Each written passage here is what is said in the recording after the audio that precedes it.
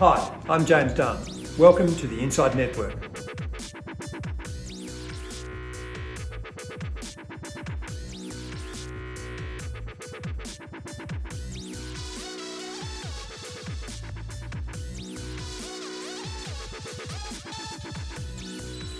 Welcome to INDepth, where my guest is Dan Zwirn, founder and chief executive at Arena Investors.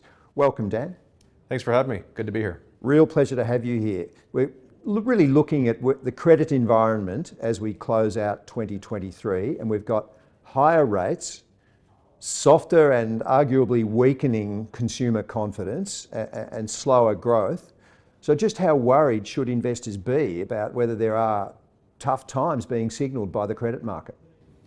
I think they should be very worried, but at the same time, they should be excited about the opportunities that might be ahead. I think there's a lot more chance of a combination of high rates and high inflation persisting longer than people perceive, and that'll create lots of opportunities, but lots of problems for folks who invested before the bubble popped. Arena operates and invests across 20 or so countries, and you're just back from mainland China. What are some of the regions and specific markets that really excite you at the moment as a good place to deploy capital? North America and Europe are probably 6 to 9 months ahead of Asia Pacific as a general matter. And within those, I think you're seeing real opportunity in kind of the blow up of the growth and venture world, as well as the implosion of the LP investment universe.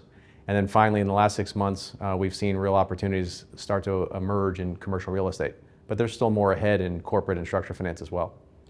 What's more attractive to you and your team, a solid business in a solid economy, or an excellent business but in a modestly growing economy? We'll always go with an excellent business. As Warren Buffett says, you put a great management team on top of a terrible business and the business will retain its reputation. And so when you have five forces advantage, there's nothing that can beat it.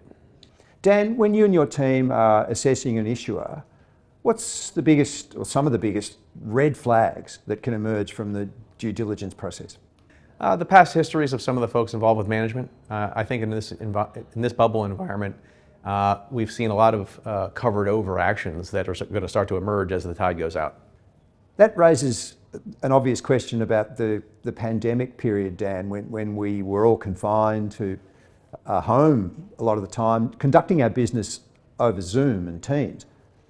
How difficult was that when you couldn't get across a table face to face with an issuer? I think we learned to adapt, quite frankly, and there's a lot you can find out online about people and using kind of lawyers and other kind of reference checking capabilities. At the end of the day, the most difficult situations we find with folks are ones where you've had an otherwise appropriately performing person who's cornered for the first time. That's when you start to see what really comes out. Central banks really helped create the everything bubble that the markets have been in. What advice would you have for them now, the central banks? Do they let nature take its course, or do they become interventionist again? I think the underlying premise of the question is difficult because I'm not sure they have the tools in the toolkit to actually address things. They've used those tools already, starting in 2012 with QE2 and moving forward from there. And at the same time, given how profligate Western governments have been in effectively decimating the fiat currencies, they have to defend. And so they really can't suppress rates in the way that they have. As we enter arguably a new rate regime, what should investors be thinking in terms of key criteria for having managers or finding managers that protect their capital? I think you'd want to find people who are focused on kind of long-term value and the effect of rates and other macroeconomic conditions on those values. Ultimately, every investment must be discounted relative to the risk-free. And when risk-free is now kind of going to be sustainably higher, that means cap rates are higher, multiples are lower, values are lower, advance rates on collateral are lower, and ultimately there's going to be a large implosion in the kind of rationalization of assets, and also at the same time real opportunities to kind of do new business that has been really unattractive return per unit of risk for many years for the first time. Dan, where do you sit on the debate about the inverted yield curve and whether that does presage a recession in the United States? I think there's a high likelihood of a recession in the United States, and beyond that, there could very well be stagflation. I think the measures of inflation since the mid-'70s have been played about with by various monetary authorities, such that you could comfortably add, to any CPI number some number of basis points to get to a sense of what the real inflation number is. Indebtedness around the world is chronic and showing no signs of reversing. And I believe we've passed that point recently, where the United States interest bill annually is $1 trillion. Mm-hmm.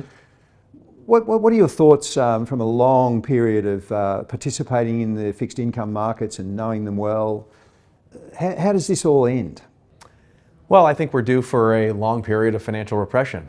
Ultimately, not unlike what happened in the post-World War II environment, large governments around the world had effectively borrowed heavily and decimated the collateral that they had purchased with that money, and ultimately needed to reduce their debt through inflation, and doing so for a long period of time.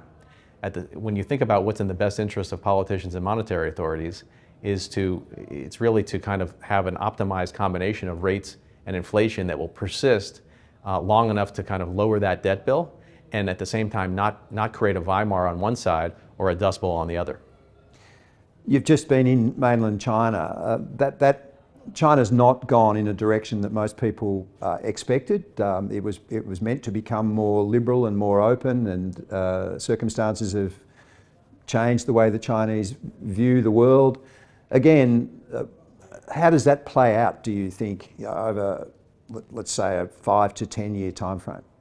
Well, again, I don't know that it was meant to become more open. I think ultimately it's reverting to the mean. It's reverting to its place as the Middle Kingdom that views itself as the center of the planet. We expected it, I think, in the Western world. Yes, maybe hope for it. Yeah, but ultimately, I think what it means is that you're going to have to contend with China. China can't be put in the same box that Iran and North Korea and Russia can be put in. It's just too large, and we're too interdependent. And so ultimately, markets are going to have to adjust to the way that China operates, and we could be due for an extended kind of Cold War period.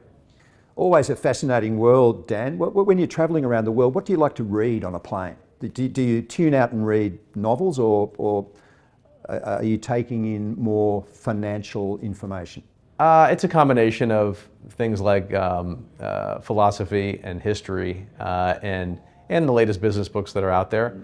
And I'm a big believer that history kind of keeps recurring. And so as I think about markets, I'm a big fan of thinking about financial history, because there is really nothing new under the sun. So we might as well read about what's coming by looking at what's already happened. As Mark Twain said, history doesn't repeat, but it often rhymes. Exactly.